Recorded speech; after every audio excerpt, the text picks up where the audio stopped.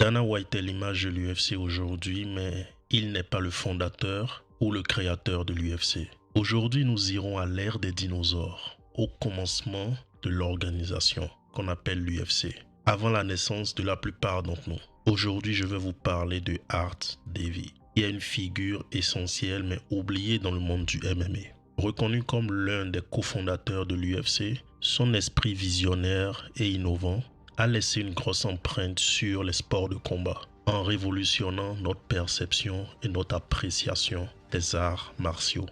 Donc avant Dana White et les frères Fertitta, il avait Art Davie. En 1965, à l'ère des dinosaures et autres mammouths, un ami de Art lui a présenté un lutteur sur la plage au Hampton Bays. Il s'ensuit alors un petit sparring entre Art et ce lutteur mystérieux. Art Davie était un boxeur amateur, donc on était dans un match lutteur contre boxeur ou striker, comme on peut toujours en voir aujourd'hui. Au bout du sparring, Art s'était fait rouler dessus par le lutteur. Art n'a jamais oublié cette défaite. Quelques années plus tard, il rejoindra l'armée, mais pendant son séjour dans les Marines, il avait toujours ce sujet de débat fréquent entre les soldats. Le sujet, ou du moins la question, était qui gagnerait entre un boxeur et un lutteur. Aujourd'hui, on se demande qui gagnerait entre Marvel Fitness et Manon Fiorot. Ouais, superbe la progression. Mais il avait tout le temps cette question entre les soldats. Après son service dans l'armée américaine, Art Davie est devenu un cadre dans le domaine de la publicité et du marketing dans les années 70. Un jour, à la suite d'une réunion avec ses patrons, on a demandé à Art Davie de faire des suggestions d'investissement pour les investisseurs. Parmi ces suggestions, Davie a proposé l'idée d'organiser un événement unique dans le domaine des arts martiaux.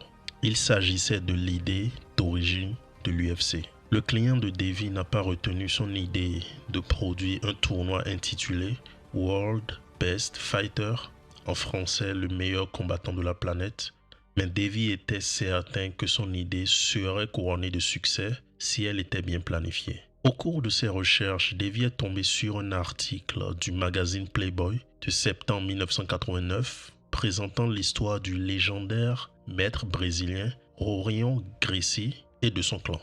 C'était l'histoire d'un clan soudé de Brésiliens qui avaient apporté avec eux en Amérique un art martial appelé Jiu-Jitsu, qu'ils étaient prêts à défendre jusqu'à la mort, ou du moins jusqu'à ce que quelqu'un perde connaissance. Les Gracie s'étaient installés à Torrance, en Californie, où ils enseignaient leur style de lutte par soumission, dans le garage d'un membre de la famille, et étaient parfois appelés à se mesurer à de vrais combattants martiaux d'autres disciplines, qui avaient l'audace de franchir leurs portes.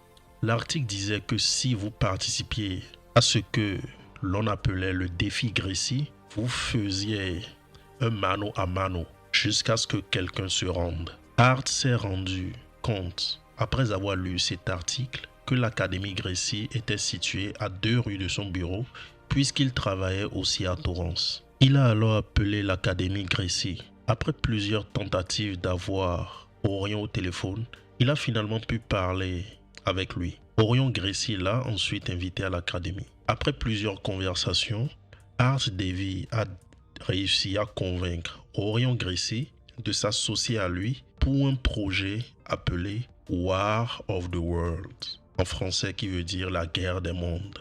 Pendant ce temps, Davie avait aussi joint l'académie de Rorion Gracie qui lui donnait des cours privés. Il s'avérait que John Milius s'entraînait aussi à l'académie Gracie et était un ami de Rorion Gracie. Vous vous demandez certainement qui est John Milius. John Milius était un scénariste nommé aux Oscars pour son scénario pour Apocalypse Now. Il était aussi un réalisateur connu qui a réalisé Conan le Barbare avec Arnold Schwarzenegger. Donc à ce moment, John Milius était un grand scénariste et un grand réalisateur extrêmement créatif. C'était une aubaine pour Art Davie qui allait se servir de cette connexion pour amener à la vie son idée. Davie a alors approché John Milius pour lui demander s'il pouvait l'aider avec l'idée de l'UFC. John lui a répondu « Je ferai n'importe quoi pour Rorion Gracie ». C'est ainsi que John Milius s'est joint au projet. Des annonces ont été publiées dans des magazines d'arts martiaux afin de recruter des combattants. Le prix promis était de 38 000 €. Davy ne trouvait cependant aucun prétendant, moins d'une douzaine d'entre eux ayant répondu aux annonces. Il a finalement trouvé 8 hommes prêts à relever le défi. Après avoir élaboré un plan d'affaires et recruté 28 autres investisseurs, le trio a créé Wow Promotion, avec le capital nécessaire pour transformer le concept en une franchise télévisée. L'étape suivante consistait à trouver un partenaire pour diffuser l'événement. Des producteurs de HBO et de Showtime ont été approchés mais ont refusé. Cependant, ils ont ensuite conclu un accord avec Bob Merovitch qui avait créé Semaphore Entertainment Group ou SEG dans les années 90. SEG à ce moment était l'un des premiers groupes à développer des pay-per-view. Les seuls contenus pay-per-view qui fonctionnaient à ce moment étaient la boxe et la WWE. Donc Bob cherchait un autre produit pay-per-view lié au combat mais différent. John Milius a alors été chargé de faire de l'événement un spectacle visuel. Son idée était que les combats devaient se dérouler dans une cage octogonale clôturée par des chaînes.